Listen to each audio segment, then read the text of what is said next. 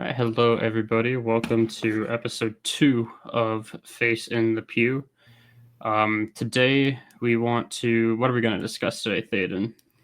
Well, given that we talked a little bit in our last episode of Based in the Crowd about kind of the Trump and Paula White controversy, we thought it would be worthwhile to take a look at the topic of women in ministry, which is a very controversial one in modern Christianity generally, and for good reason, I think.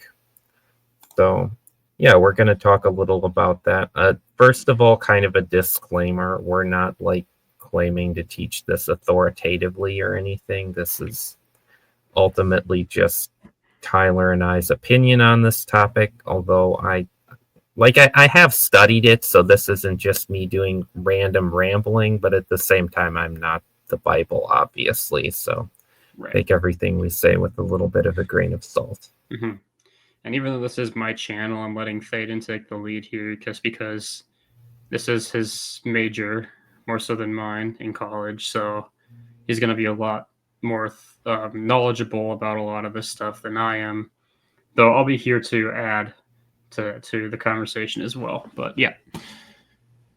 So I thought we'd kind of take a look at this as arguments against complementarianism, because complementarianism is historically the older view in Christianity. So if you're arguing for an egalitarian perspective on women in ministry, then the burden of truth is kind of on that perspective because it's the newer one. So I have here the three basic arguments you hear against women in ministry, and we'll go through each one and kind of address what's wrong with them or what's not wrong with them. Okay, sounds good. Let's get on to... Here we go. Okay, perfect. Arrow keys work. That's good. Nice. So honestly, I think that when most people are arguing for an egalitarian perspective, this is either the argument they're using or it's the reason that they're arguing for the egalitarian perspective. And the argument basically goes that based on my understanding of God, God would not forbid women from serving in ministry because that would be unjust of him or cruel of him or whatever. Basically, It wouldn't be godly of God to forbid women from serving in ministry. Yeah, and this is something that you'll hear very frequently coming from skeptics or non-Christians, as well as a way sometimes to attack God's character, or just to attack the Christian tradition in general. But this absolutely does also occur, especially in theologically liberal sects of the church, but I would even suggest in a lot of conservative sects as well, because there is at least some remnants of feminist ideology that's within the church that could be at play here. I feel like it's possible that some churches just avoid the issue in general to just kind of avoid it. But I don't know, because the thing is that I know a lot of women who struggle with this. I know a lot of women who have no problem with the stuff that the Bible teaches regarding this topic. So it's certainly a controversial one, both within the church and external to the church. Absolutely. And I think this is a really poor argument. First of all, I think that on general grounds, when we're saying my understanding of God is such that he could not do X, whenever you start saying, well, I just don't think God would do something, you're kind of running the danger of just kind of remaking God in your own image, because just because you don't like something doesn't mean God wouldn't do it. And besides that, we have the secondary argument here. Okay, well, God clearly did do this with the Old Testament priesthood, which was pretty much beyond any reasonable doubt all men. There's nothing at all in the Bible that indicates any women would have served in the Levitical priesthood. It is explicitly an all men office. It is an office for men, which means that at some point in the past, God did forbid women from serving in ministry. Yeah, I think that's good. It's a particularly emotion-based argument here that's not typically going to be based off of in Scripture. It's more just going to be one's perception, and I really do think that attempting to claim God has a specific perspective based off of your own understanding is just a general flawed premise, regardless of what you're debating, just because it's very clear that humans are re- typically rebellious against God, slaves to sin.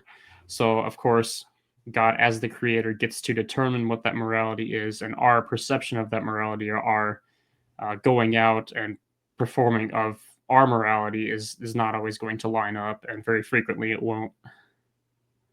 Yeah, absolutely. So, you want me to go to the next slide? Yeah, we went through that one pretty fast, which Okay, is good. But yeah, let's that's move good. on to That's this good. It's one. late. So this is the second argument you generally hear against complementarianism, and I think this is the worst one, honestly. Like the second one, I understand why people make it, and like there is an extent to which we can struggle with why God would do something. Like that's not an invalid thing to struggle with. This one's honestly just kind of stupid. And it says that, well, women may have been forbidden from serving in ministry in Bible times because that was the culture then. We live in a different culture now. And so women can and should be allowed to serve in ministry. Mhm. Have you heard this argument used Of before, yes, Tyler? I have, and I probably hear this argument the most, at least from Christians specifically. This is the Sure. argument you probably hear, like the sexism one. I think you'll hear it within the church, but it's also external. I never really hear this coming from external skeptics, Yeah. just because they they probably just don't really care what the culture is. They just see the Christian culture today and will want to attack that. But yeah, I think mostly my main issue with this is that it feels as if you're intentionally trying to jump through hoops in order to get an interpretation that aligns with Sure. your perspective. So I feel like this is almost in a way a cope to try and bring in your own modern day morality into what scripture says, despite the fact that scripture is not the thing that's going to be changing or should Yeah, change. I think that's true. And I think that this argument generally displays kind of a misunderstanding of what it means for scripture to be inspired and to be actually revelation. Hmm. Like, if the Bible says something is true, that means that it's true. Like, it's not going to become Hmm. untrue just because humans do things differently now than we did back then, you know? And I should say that, like, just because you're jumping through more hoops does not necessarily mean that it's wrong. It just means Sure. that I think your interpretation style is it's certainly more questionable. So it's not necessarily like a gotcha moment or a one and done sort of argument. But I just think that when it comes to interpreting scripture, a lot of times you aren't going to have to jump through a ton of hoops in order Right. to achieve a specific perspective. Yeah, and the more hoops you're jumping through, the more like skeptical I'm going to be of the argument, Mhm, even if the jumping through of hoops does not necessarily make the argument invalid in and of itself. mhm. And then kind of just as like the actual biblical evidence against this argument beyond just kind of the more logical problems with the argument is that those who would hold to a complementarian perspective would say that this is kind of it's grounded in creation order. So God created men in such a way that they are better equipped to lead within the context of the church. And he created women in such a way that they are not as well equipped to lead in the culture of the church. So it's not like God's just arbitrarily making up because I want to, men are going to lead in the church. No, God has created men and women in such a way that men are uniquely equipped for this role. At least that's the complementarian perspective. And women are uniquely equipped for other roles. That doesn't make them unequal. It doesn't make men better than women. It just makes them different. And I think everyone, or nearly everyone, would agree that, yeah, men and women are definitely different somehow. Right, and I think there is the existence of the extreme patriarchal view that some Christians hold to, Now, of course, I do think that with the biblically defined gender roles, there is some aspects of patriarchy that are enforced in that sense. Of course, within the church, pastors have the church and the home, man's the head of the home. Yeah. So but like, of course, this view is going to go beyond that oftentimes to even claim men to be actually superior to women. Right. And of course, I think that is an extreme interpretation that I don't think is valid much at all. I think it's very, very clear that all humans are equally wonderfully made in the image of God. Mhm. So I just want to address that. Yeah, good point. And I'm definitely not advocating for the strong patriarchal view. I think that's very, very problematic. Mm-hmm. Good to point that out. And we will look a little more later about within a complementarian perspective what like ministry roles women would be able to serve in, because this is not a blanket like no to women doing any kind of ministry whatsoever. Right. Yeah, and yeah, we're gonna get to that. We have the next slide, which you are considering the actual biblically Yes. based arguments. So So we have a the couple of best verses. argument you can make is actually based on the Bible. And so Isn't that these are the wild? I know it's crazy. But like these are the two verses that are like the key verses for complementarianism. So if egalitarianism wants to prove itself legitimate, then it needs to find a way to interpret these verses consistently and convincingly that makes them not complementarian. So the first Mhm. one here is 1 Corinthians 14. I'm saying 33 through 40. Is that That's the a one you have little pulled more. up? Yeah, that's the one I'm Okay, sharing I'll right now. pull that one up then. This one here. Yes, that's the Okay. one. So the key verse for the complementarian here is like 34 through 35 here. The women should keep silent in the churches, for they are not permitted to speak, but should be in submission, as the law also says. If there is anything they desire to learn, let them ask their husbands at home, for it is shameful for a woman to speak in church. I think this passage has really commonly been taken out of context and it has been interpreted as like a biblical principle that women are not allowed to make any verbal sounds in church whatsoever, which is not what the passage is saying. So the key to this passage, I think, is actually verse 33 here. For God is not a God of confusion, but of peace. Because what's going on in this chapter of Corinthians, and really the book as a whole, largely, is Paul's talking about order within the church and how the church ought to be orderly.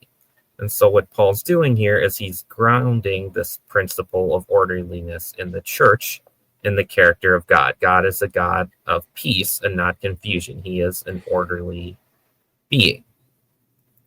And we know for a fact that what Paul is saying here cannot be women should never make a sound in the church, because earlier in this very book of the Bible, he talks about like speaking in tongues and prophesying in the church, and that includes women. Women are allowed to do that too.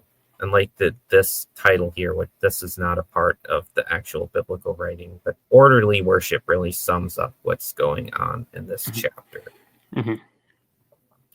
So I basically what I'm saying is I don't think this verse can be interpreted as a straight support of complementarianism, because there's a lot of context going on here that means that when Paul says women are not permitted to speak in church, he doesn't exactly mean women should never make any sound at all in church. Right. So you're saying that you consider this to be a fairly strong, one of the stronger biblical arguments for, I guess, the egalitarian view. Not, I'm saying that it's It's not a not strong strong for argument for the for complementarian view. complementarianism. Okay, Yeah, so I because don't think I that you think that this can. is definitely, yeah, I wouldn't say this is for Yeah, egalitarianism much. So I think it's a yeah, neutral passage, basically. If sure. anything, it leans complementarian, because there's Still, this idea of women being in submission, as the law also says. So, but it's definitely not a straight egalitarian verse. What I would say is that it's also not necessarily a really, really strong complementarian passage. Right, right. Okay. Yeah, I think that makes a lot of sense. And then you had the second passage as well, Yes. which So we can this get to. is the really critical one here, this All right. First Timothy passage. Do you want to zoom in maybe? Or Oh, hold on. What okay, did I do that's with fine. it? Just share it. I lost it. Uh-oh. What the heck is going on? I think my computer may have just... No, hold on. Are we back? Rick, what's going on? Come on, Chrome. You can do it. Okay, here we go. This should work. Whoa, what happened? Sorry, we're having some That's all right. mechanical It's going to be difficulty. on 1 Timothy 2, verses 8 through 15. Yes. Which, if you really want to go deep, you could watch Mike Winger's 11-hour video breaking down 5 of these verses. If you really want, I haven't even watched the whole thing. Of course, Mike Winger has gotten some criticism from some Christians, but I mean, 11 hours, there's probably going to be something good in there, hopefully. Anyways, let's go back here. Did you get the verse up? I do. The verse is up. Got it here. So this is like the really hot topic verse for egalitarianism and complementarianism. If this verse means what it looks like it's saying in the translation here, then complementarianism is true, basically. And if it doesn't mean what it looks like it's saying, then egalitarianism has a chance. The really critical part here is probably 11 through 15, although, of course, the stuff that comes before it is also pretty relevant. So what it says is, let a woman learn quietly with all submissiveness. And this is the big verse here, 12. I do not permit a woman to teach or to exercise authority over a man. Rather, she is to remain quiet. For Adam was formed first, then Eve, and Adam was not deceived, yet the woman was deceived and became a transgressor. Yet she will be saved through childbearing if they continue in faith and love and holiness with self-control. This last verse is a whole nother can of worms. I don't know how deep we want to go into that. But the really important ones here for this are 11 through 12 especially, and then what do you do with 13 and 14 as related to 11 and 12. So I do think it's possible to put together a consistent and acceptable egalitarian view of these verses. However, I do not think that view is as compelling as the complementarian view. So the egalitarian view would go something like this. Some people really ground it in this word authority here. The Greek word here is authenteo. And the authenteo is a really difficult Greek word because it's not used. We have like maybe 8 other instances of it being used in contemporary literature. And so when we don't see it used very often, it's hard to know for sure what it means. So what some egalitarians will say is, well, what authority means is to exercise authority in a domineering way. And so what Paul is saying is, I do not permit a woman to authenteo or exercise authority in a domineering, rude, controlling kind of way over a man. So they would say it doesn't forbid women from ever exercising authority. It just forbids them from exercising authority in a bad way. Have you heard that argument before, Tyler? I can't really say I have. I mean, translation arguments are much less common just because most people on like the internet, for example, if they're debating theology, they don't really have the will to actually research a lot of the translation stuff, the original Greek, all of that. So a lot of the arguments that at least I see would not usually involve translation challenges, unless it's going to be like really, really bad translation arguments coming from I guess progressive Christian, like very progressive Christians.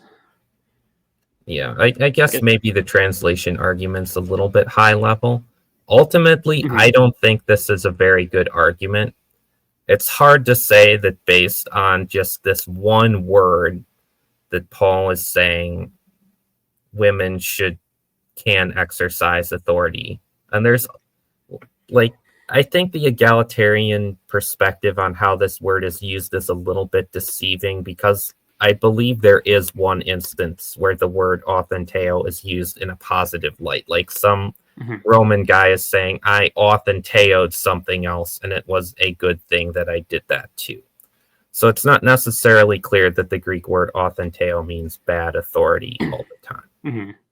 Yeah, that's just the challenge with translation in general. Obviously, like translation arguments, you'll hear a lot like, "Oh, homosexuality or whatever was not mentioned in the Bible till insert year here" type of thing, and you added that or Yeah, translated for your narrative translate. So it's but I feel like a lot of them don't actually go super deep into what the correct translation should actually be. It's more this translation is wrong or incorrect or biased or something like that. So it's such a deep form of argument that you won't frequently see on like Twitter, for example. I don't think I've ever seen anyone right.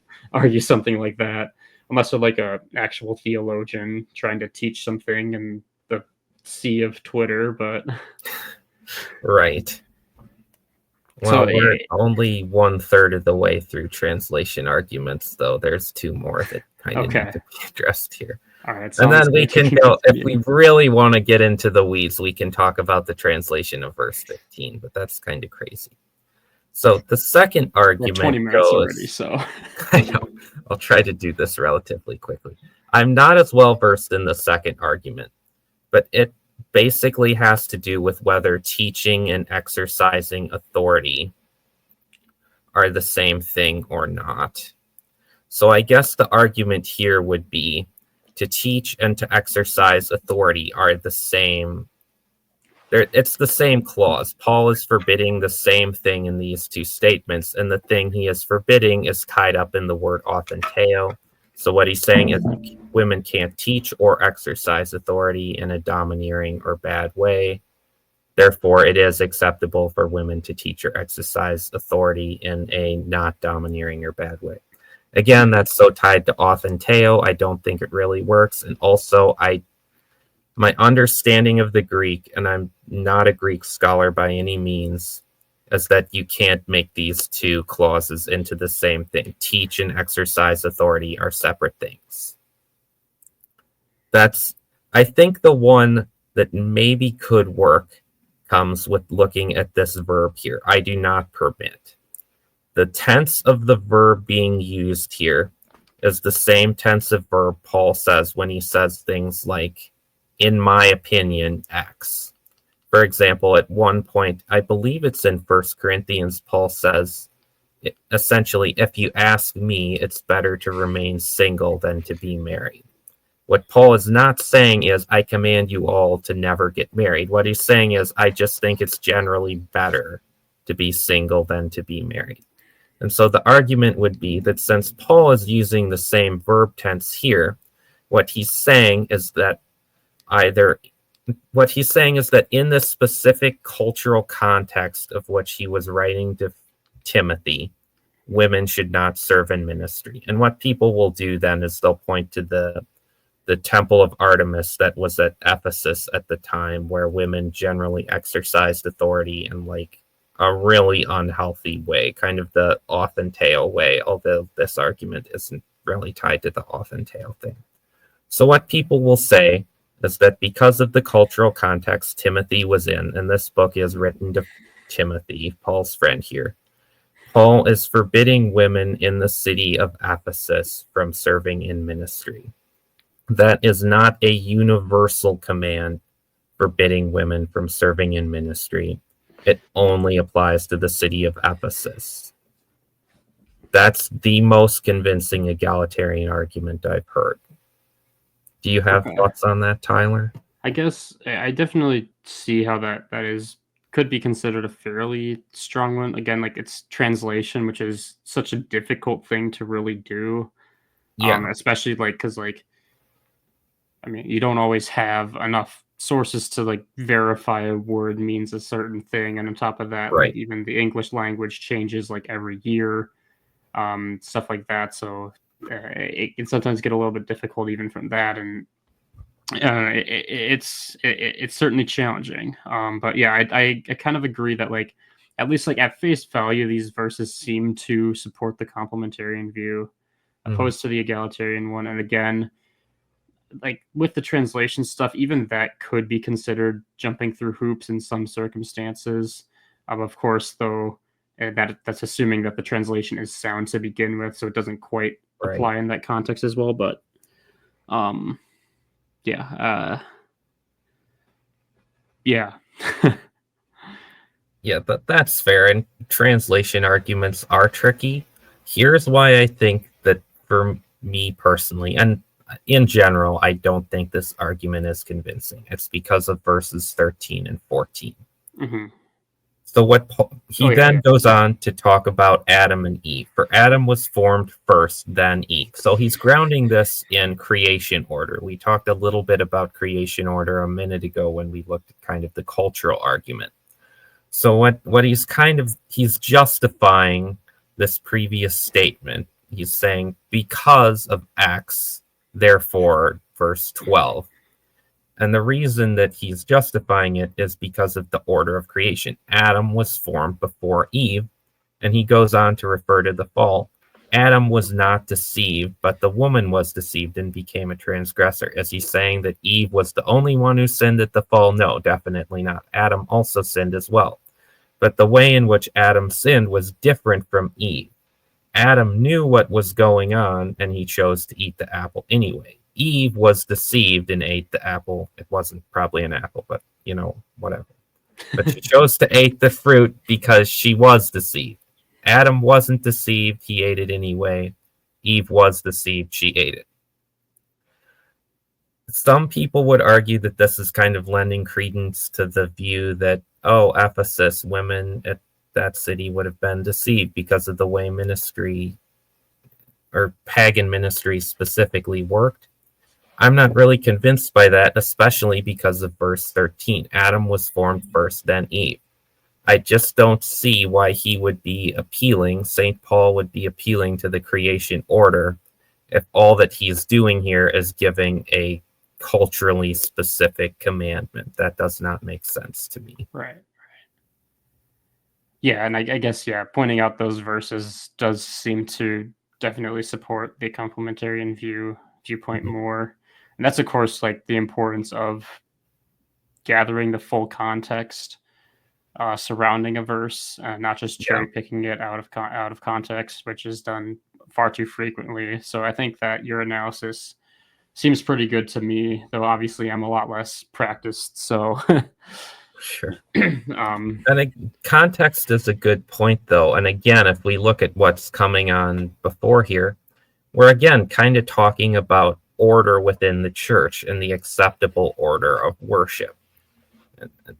He talks about how men should pray without anger or quarreling, how women should dress modestly and acceptably and not like overly fancifully, blah, blah, blah, mhm, blah, blah. Again, we're talking about how worship should be done, but in this case, like it's the difference from the First Corinthians statement is that the First Corinthians statement made a huge blanket statement about women not speaking in church, which could not be literally true because he contradicted that statement like literally a couple chapters before. So you have to look at the context and see what he's really meaning. This is a lot less of a blanket statement, and he also then goes on to firmly ground it in creation order here, which suggests to me that he actually means this. He actually means what it looks like this means. right. Sorry, I kind of zoned out a little bit there. No, you're good. I guess the question now is, do we want to talk about verse 15? Because verse, I'm not going to say it's a mess because it's in the Bible, but like this verse is kind of crazy. Yeah, I can kind of see where this could go. I think we're at about 30 minutes now, so I think that's pretty good, and we still have more stuff to get Okay. through on the slides, so I think we might as We'll well go to skip there. verse We'll skip 15 for verse now. 15. Yeah. We don't want these to be too long of episodes. Yeah, that's fair. That's fair. So we're gonna go on to our last topic then is Shoot. what if women can't serve in ministry, it like generally, is there anything acceptable they can do? And I would say yes. So I think that when Paul is saying to Timothy, women are not permitted to teach or exercise authority, he's speaking specifically about the church, first of all. So you can't apply this to all culture. And I would add to that, I think he's talking about preaching authoritatively in the church.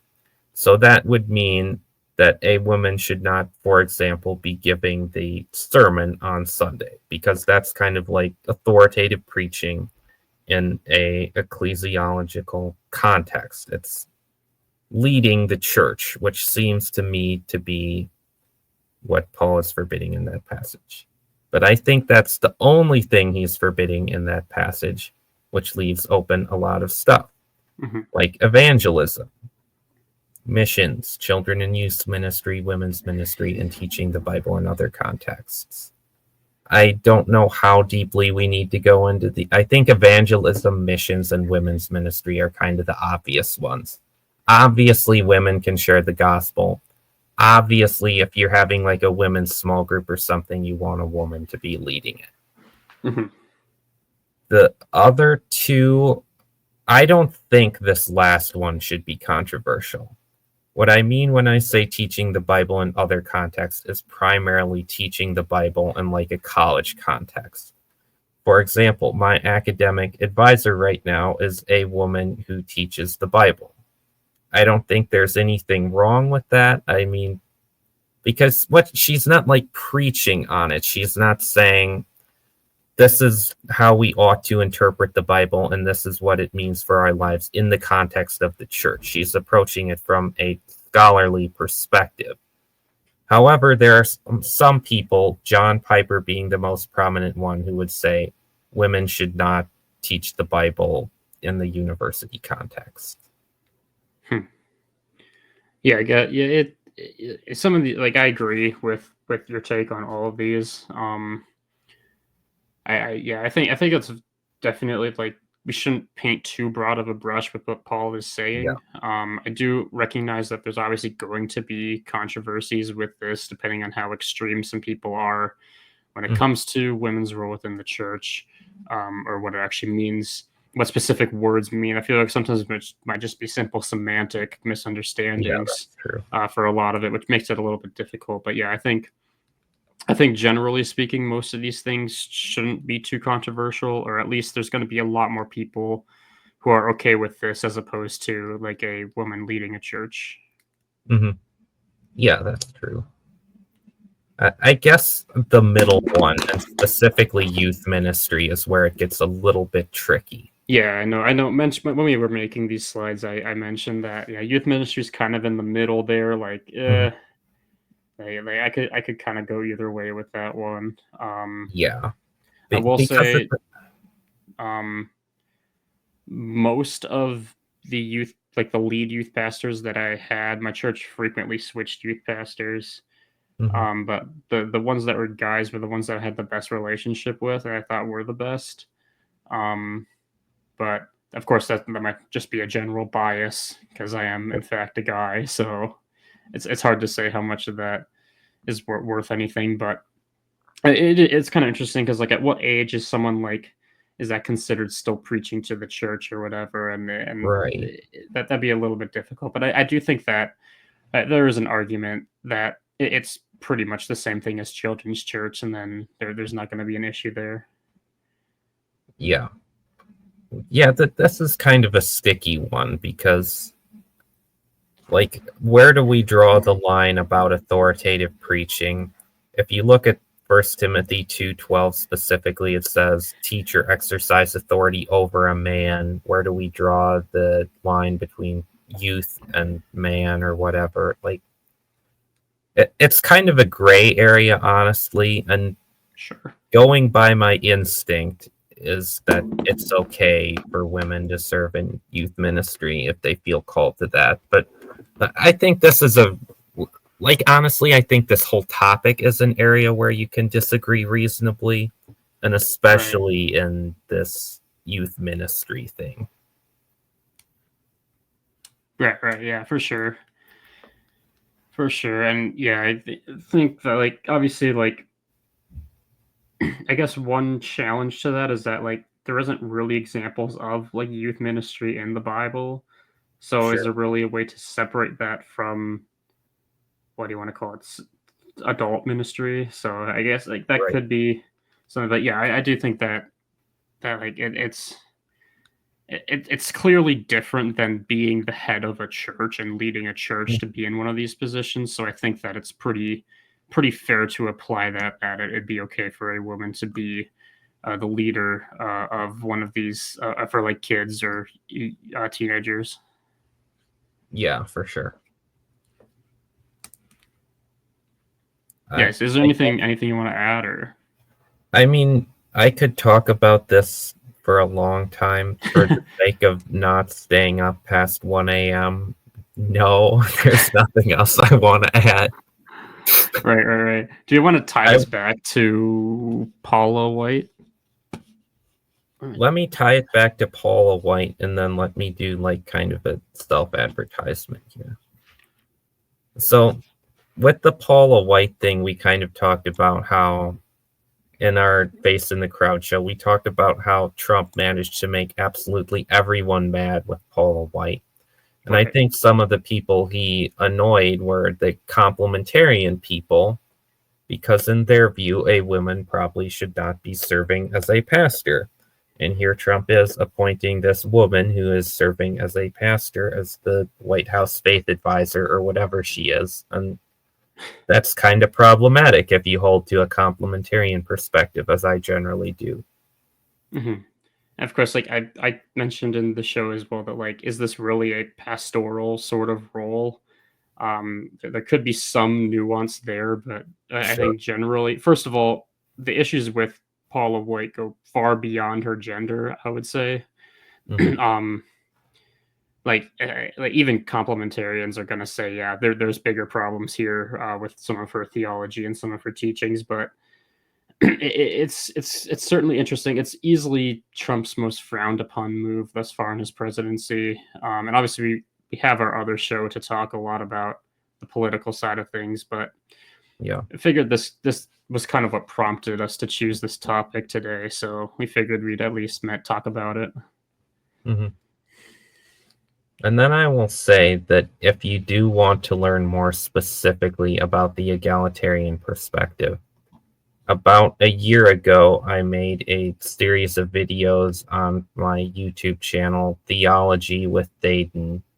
I have never made any videos on that channel since, but I made like 5 videos, very poorly made, the same very low camera quality you see on your screen now, in which I presented a generally egalitarian view of women in ministry. I've Mhm. changed my view on it since then, or I'm kind of in the process of changing my view on it, but yeah, you can look that up and watch it if you want. Yeah. Yes, I almost forgot you made those videos. As Yeah, that was a long yeah, time ago, and that no was one that was a watched while them. back. Yeah. I think the most valuable one of those, if you want to go and look at them, are the ones about like women in the New Testament who served in positions of leadership and the early church, which are both topics we didn't really cover today, and both are kind of relevant. Yeah. Yeah, for sure. So, yeah, I'll probably shoot one of those videos in the comments or something like that.